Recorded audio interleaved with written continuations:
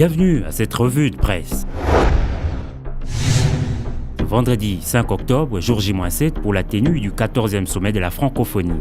C'est le moment que choisit le commissaire général pour indiquer que les travaux sont fort avancés. Ce qui, à l'en croire, veut dire qu'ils sont prêts dans tous les secteurs. Le CON s'apprête maintenant à accueillir les différentes délégations. Les organisateurs, comme les dit Isidore Ndayouel, sont repris dans la prospérité. Le journal Africa News lui note qu'Abdou Diouf pense que la RDC a besoin du sommet de la francophonie pour consolider son processus démocratique et à respecter davantage les droits de l'homme. Bouclons ces registres de la francophonie pour parler de la situation sécuritaire dans l'Est de la RDC, dont le potentiel ressent des fortes pressions de l'ONU sur le M23 à cause du recrutement d'enfants dans la rébellion. Le quotidien fait allusion à l'accord signé jeudi entre le gouvernement congolais et les systèmes des Nations Unies dans la lutte contre le recrutement et l'utilisation des enfants dans les forces armées.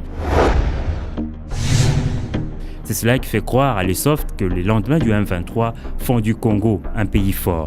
Le tabloïd estime que le M23 et ses soutiens avaient sous-estimé la capacité des Congolais à se mobiliser et à se battre même les mains nues pour faire entendre leurs raisons.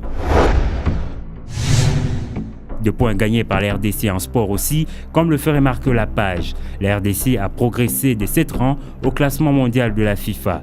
L'hebdomadaire attribue cette avancée par la victoire de 11 Congolais contre la Guinée équatoriale en match comptant pour les derniers tours des éliminatoires de la CAN 2013 en Afrique du Sud.